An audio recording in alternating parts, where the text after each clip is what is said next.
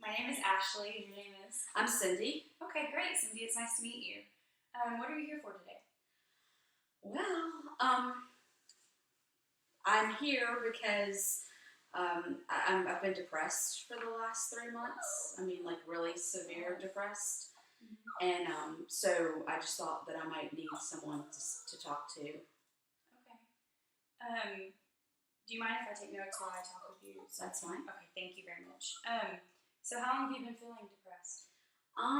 About 3 months. 3 months. Okay. Mhm. Do you always what symptoms come along with your depression? Well, I'm just, I don't want to, I have 2 kids and I don't want to get out of the bed and take care of them. And, I feel just yucky all the time. I don't want to cook dinner.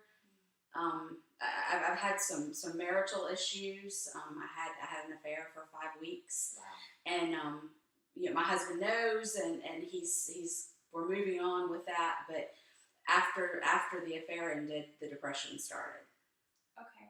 You had the affair for 5 weeks? Mm-hmm. Okay. Who was the person you had the affair with? Just a neighbor. A neighbor. Okay. So how bad do you think your depression is? Is it severe or just mild or? It's mild to moderate. I mean, it's just don't want to get out of the bed, don't want to function, just want to lay around. Don't care if the house is clean. Do you notice if certain things make you feel better or worse? Not really. No. I ended the affair very, very abruptly because I realized that it kind of went in relation to other things that had happened in my life before. Oh, okay. Like what? Well, when I was 16, I was repeatedly raped by my brother's friend for about 4 or 5 weeks at about the same time of the year. Wow. Okay. And did this only happen once, Mm. or was it every year, or? No, I mean it only happened in one session.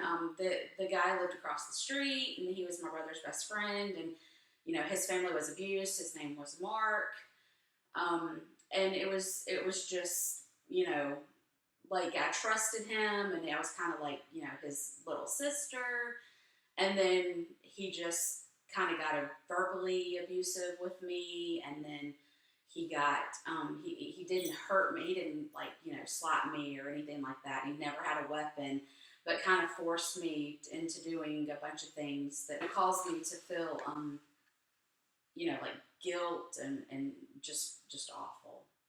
And I realized when I saw your flyer for interviewing victims of rape, then I definitely wanted to come in and see, because it's just recently that I realized that incident in my life was actually rape. Oh, okay. How does anyone ever did anyone ever find out about this incident or no? Yeah, I told my mom. I mean, I was a virgin until that point, and I told my mom. But I didn't really tell her what happened. I just told her he kept coming on to me, and then my mom just stopped him from coming to the house, but she never knew the details. And then when we started discussing the details, it was kind of like after that, my brother quit being close to me because his friend couldn't come over all the time, and mom kind of changed her attitude towards me, and almost like even one of my high school friends, I was really upset and discussing it with her, and she told me that was 10 years ago to get over it. Oh, wow. Okay.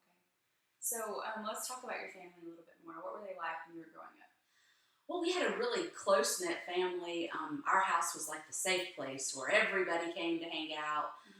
My dad was a Vietnam War veteran. He did suffer from PTSD and was a little reserved, but I loved and respected him, all the way through. My brother and I were very, very close up until the incident with Mark. My mom was like the, self-help guru mom. She had self-help books everywhere and wanted to be the perfect mom and have all, the neighborhood kids over that were dealing with things. And, she cooked the big meals. And so we, as a child, it was a very safe, happy place. Okay.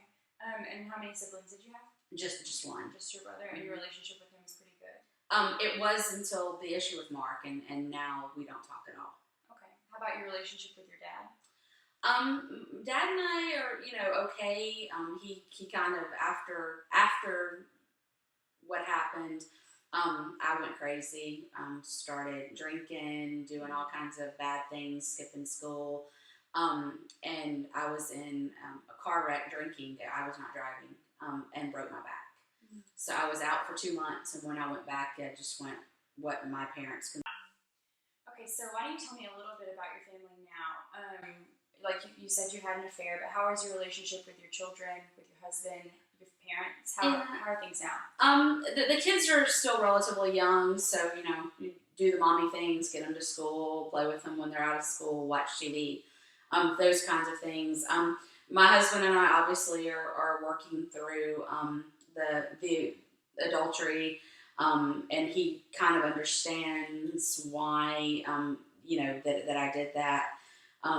And then my parents, my mom's around. I talk to her. Don't talk to my brother at all. And I see Dad on holidays and that kind of stuff. Okay. You said your husband understands why you had the affair.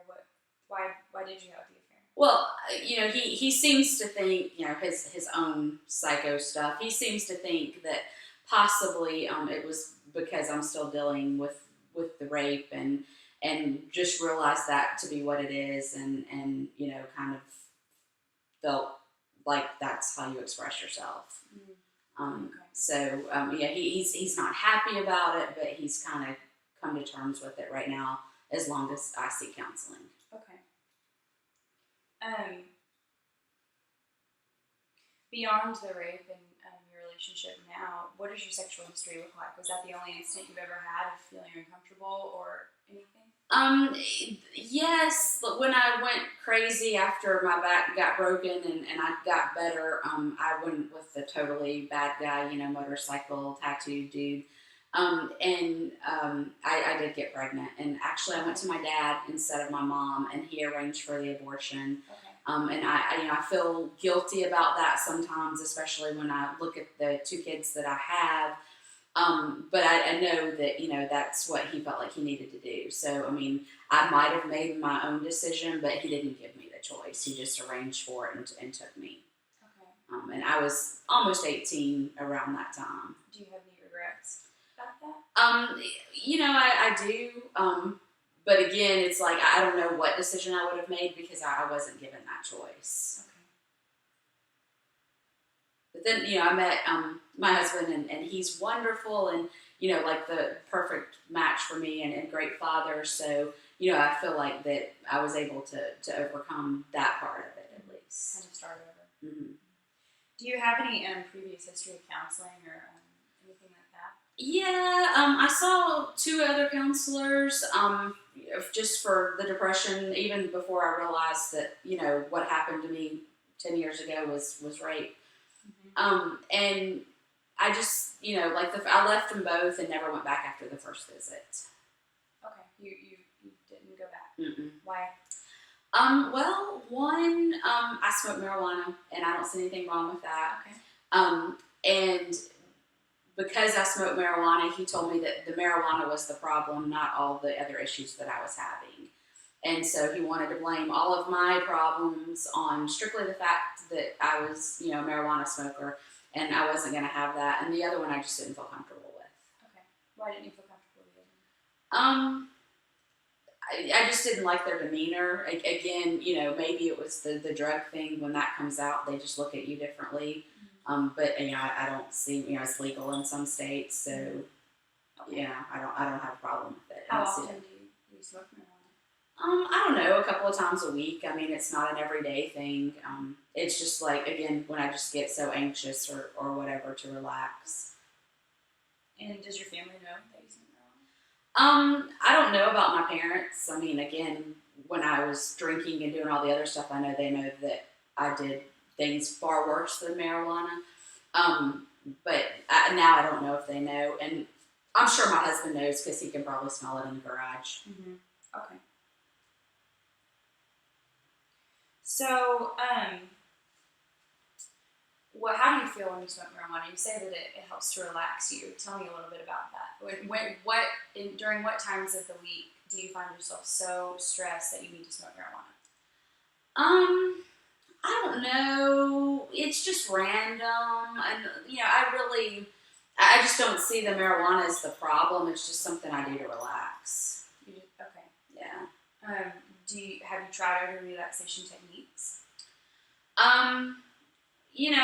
My neighbor does yoga, so she invited me to yoga when the kids were in school, but I wasn't fond of that, and it was her husband that I had the affair with, so. You had the affair with your husband, the wife's husband? Mm-hmm. Oh, okay. Yeah, because he worked nights and was home during the day, and I don't work. I haven't worked in about a year. I lost my job. So I actually have just done some, I just got approved to go to freelance, to do some freelancing. So I'd start that in a couple of weeks, but I haven't worked in a while. Okay. I didn't go to college because I was just, too bad. I didn't care about school, just too busy partying. And so my mom finally convinced me to take some sort of, like assistant, like a administrative assistant, like at night school classes. And so that's what I was doing. But now I'm going to do some like freelance stuff, from home. Okay. And do you think that whenever you start working and getting your mind on other things, that it'll help you feel better and you won't have to smoke marijuana as much and possibly even not be as depressed? Yeah, I mean, that might be, I think being out of the house will take away some of the depression because I'm not just stuck there all day looking at the walls. Mm-hmm. Let's see.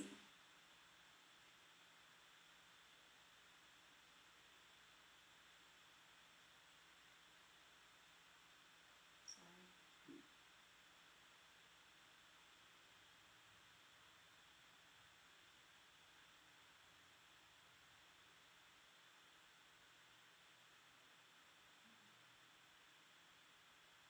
I don't know what else I can ask you.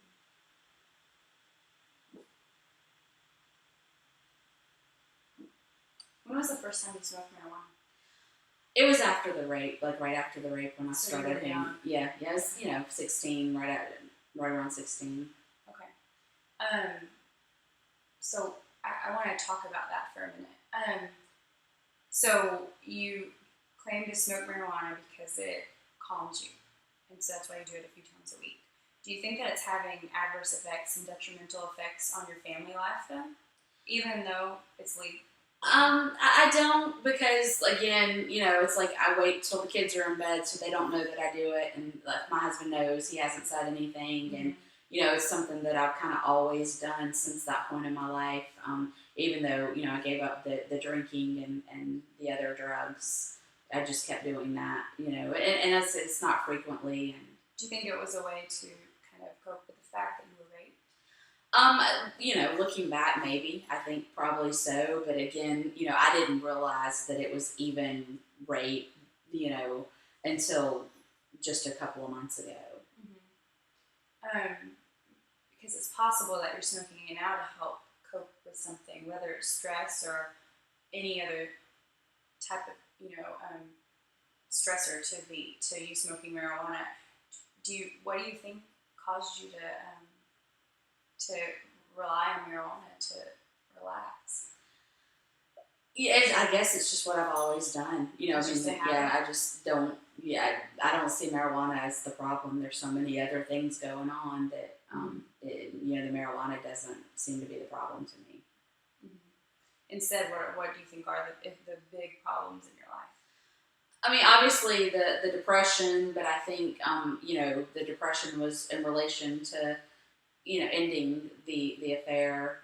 And then I ended the affair because I realized that so many other things, were going on at that it was the same time of year, 10 years ago, the same kind of situations. And as soon as I realized it, I kind of panicked and just ended it, and it was very abruptly. And then I told my husband, and then the depression set in. So, I mean, I would think, my biggest issue right now is realizing that I was raped and dealing with that, stress from that, because I didn't deal with it then, and the depression. So you're having a flood of emotions coming back from all those years ago? Yes. Yeah, flashbacks of, different things, and the verbal abuse that he inflicted on me before, during, and after the act, and that kind of stuff. Mm-hmm. It's a traumatic thing to go through. Mm-hmm. Okay, well, what would you like to achieve from therapy? I would like to work on the depression and not be so depressed. I mean, I don't feel that I'm a suicide risk at this time. I've got too many other things going on. But I've got to be able to get out of bed and go to this new job and take care of the kids. And then maybe some ways of dealing with how I feel about what happened to me when I was 16, and why after that happened I chose the path that I chose.